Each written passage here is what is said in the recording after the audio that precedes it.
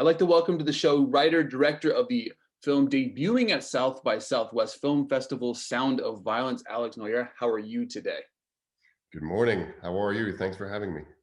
Absolutely, man. I'm excited to talk about this film. I watched it the other day and I fell in love with it. So before we dive into the film, though, I'd like to ask the first question. What was the first job that you had inside the world of film?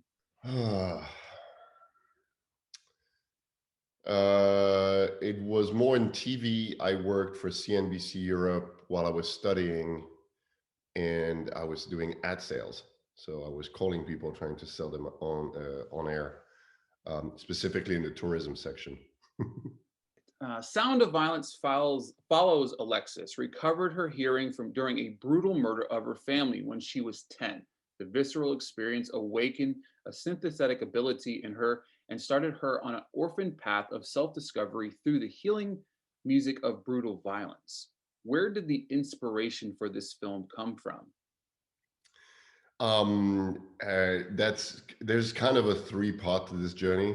The number one part is I don't know if you know, but I produced a documentary called 808, which is it premiered at South by in 2015, and it's about the legendary TR-808 drum machine. We had amazing people like the Beastie Boys and Pharrell Williams and Questlove and the likes. It was incredible, but it took over 5 years of my life, and having your life taken over by a drum machine means that you're kind of obsessed with it. And so I was developing another genre project after that. I wanted to redirect my career towards genre, my all-time love. Um, and um, and while that was happening, I had a bit of a light bulb moment where I was like, well, you know what? The drum machine took over my life for 5 years. So now I need to kill somebody with a drum machine. Obviously not in real life, but so there came the idea of the short film Conductor.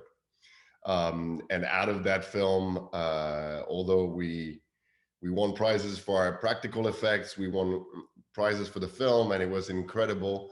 The part that stuck with the audiences with me was the character of Alexis, this sort of antagonist protagonist character. And I had already thought a little bit about her universe because, you know, although we only give a glimpse, we have to feel a little bit more because then we can give better information to the actors. But yeah, it kind of organically grew out of me. I started to write the script, and very quickly it made sense. And I always say that there's always a good sign when you can summarize a movie idea in one sentence. And I remember I was going in Cannes in 2019, going to people and saying, "Yeah, my new movie is about a killer who makes music through her murders," and it got me, you know, the instant yes or no kind of thing. Anyway, things moved quickly. We went to Korea. We went to all sorts of places. The development happened really well, and Hanu Aokia, the producer who was also working with me on the short, was very much on board. And yeah, it came together as initially a feature called Conductor, and now called Sound of Violence. The casting of Alexis is obviously pivotal to this journey. What about Jasmin Savoy Brown made you say, she's my Alexis? I met her. It's that simple. I met her.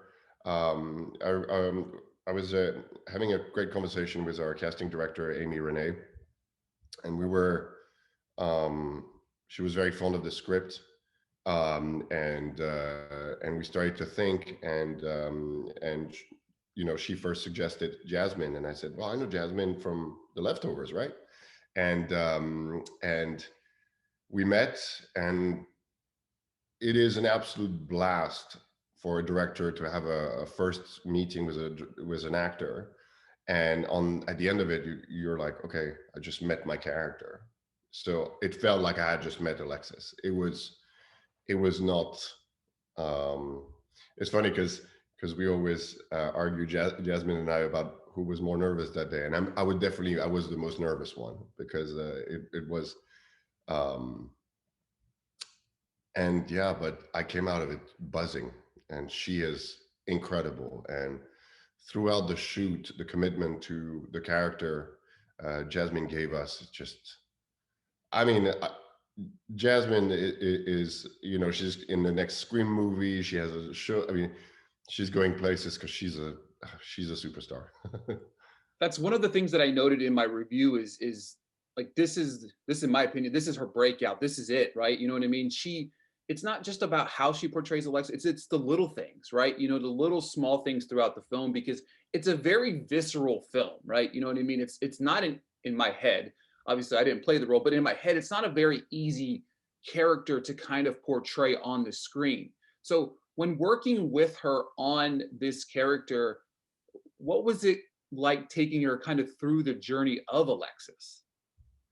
Well, I mean, you're right. It's not a usual way. I was very excited to shift the paradigm and really be following the killer, and then not having her as really a killer, but more as an artist. And so Jasmine and I worked really hard to find her tone. We adjusted lines to make it really a hybrid between the character I wrote and Jasmine herself. And you know, even between shooting days, I would happily take the time to go through over lines and develop that voice. Um, it was a real organic process, as like she Jasmine took the character to heart, and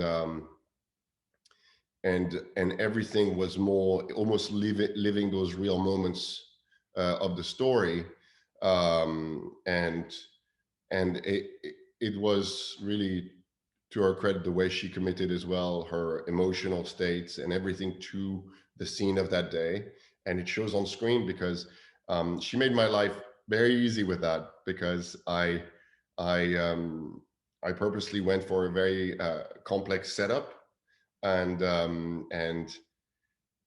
she the pride and commitment she took, she would not let me get away with anything less than what she was expecting of that character. And I think that's that when we got to that dynamic, it really kind of raised everything. And it was a tight shoot. It was only 20 days, and every day was amazing. I mean, every day on set with Jasmine was amazing. But the same can be said as well of the rest of the cast and crew. You know, Lili really first, Lili and Jasmine really bonded immediately the first time they met, so that was great because obviously they needed to be very close.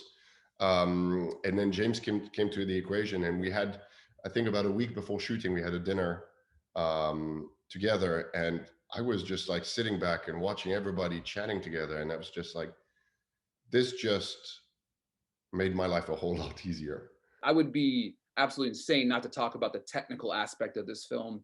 For me, I love the color palette of this film.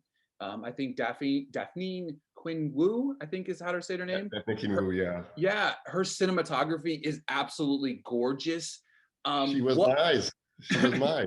And when we sat down, and it's not her preferred genre, but we sat down, and I had seen a lot of her previous work where she really knew how to handle color and light. Um, and she took a real ownership of that to work with me. And when we sat down for the shot list, and again, it was tight, it was very short, we had to work, you know, so you know, it was, we were very much under pressure, stress was high, everything was, but the look of this film is how I dreamt it, but fundamentally is the way Daphne saw it really shows. I am in awe of her work. She is an absolutely fantastic cinematographer, and again, somebody else who I hope to work with again. But also, she's going to work in much bigger things very soon. She is a superstar.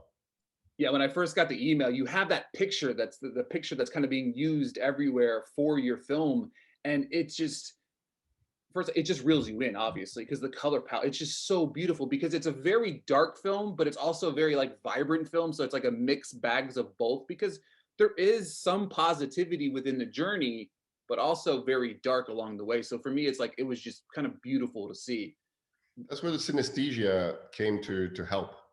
The synesthesia was sort of not to bring levity, but just to just give a more concrete sense of what inspiration would look like, and the artistic high, if you will. It's to give it a visual form rather than just, because we already have Jasmin's performance, which takes it, but then we create this sort of visual framework that shows her world, if you will. I when because it's not in the short. The synesthesia was not part of the short. This is something that really came into the feature development, and reading about synesthesia and reading about I call it an ability, because being able to experience sound in a different dimension must be something incredible. And so I thought that this was the perfect way to really show her motivation and creative drive. So, without divulging into any obvious spoilers here, I personally feel the end of the film is a huge risk. And for me, obviously, in my opinion, it pays off completely because I do love a film that ends with some questions, right? You know what I mean? You kind of leave you thinking like, all right, what happened after? But for me, was it your plan the entire time to kind of leave the ending the way it is? I was prepared for people to hate me for that ending. I can understand why in some aspects, but for me, I feel like walking away, you are mad, but mad in my opinion, in a good way, because there's so many questions left unanswered in my head about the ending. And like I said, don't divulge into it too much, but to me, it works. And was that the ending you had planned the entire time? Yes, because the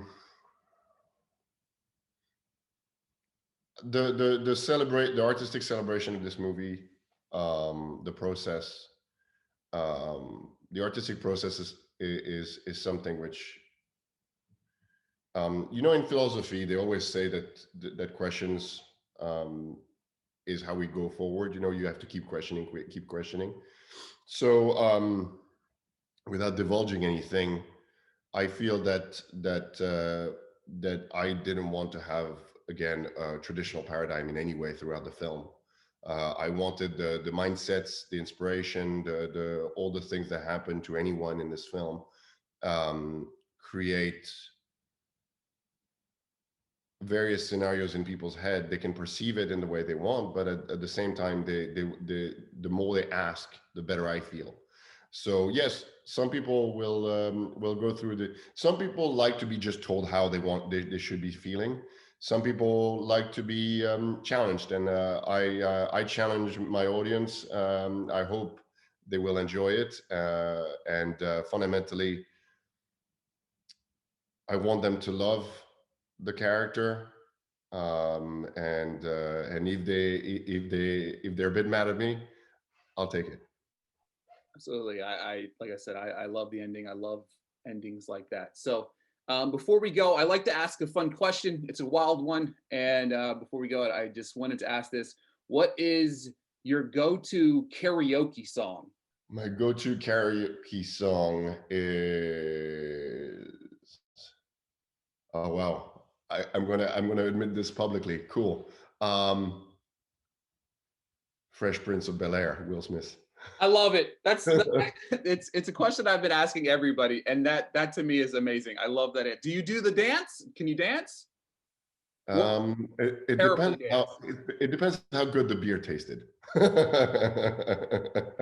Absolutely, absolutely. So, Sound of Violence is debuting at the South by Southwest Film Festival tonight. I'm going to try to get this up a little bit ahead of it.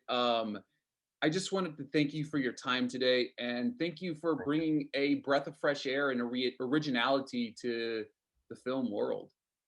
Oh, thank God. I don't know if I deserve such praise, but I'll take it. And I'm just, for me, for the world to meet Alexis is just one of the most exciting. I'm a father of two daughters, so I try to write stories with championing strong female characters, and Alexis and Jasmin kind of combined is I'm just so excited to have the audience meet both sides of that character.